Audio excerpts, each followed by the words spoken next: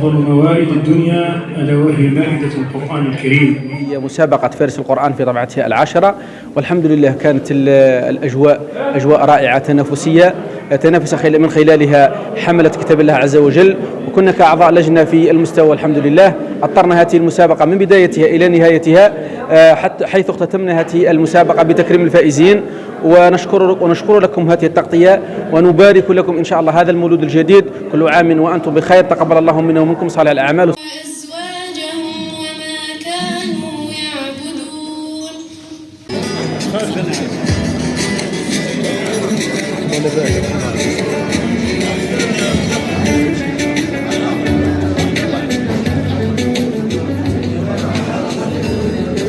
في إطار أنشطة قسم خدمة تنمية المجتمع الكشافة الإسلامية الجزائرية في هذا شهر رمضان الفضيل، فوج محمد بوسعيد للكشافة الإسلامية الجزائرية أقام هذه الطبعة العاشرة من مسابقة فارس القرآن الكريم بين المدارس القرآنية.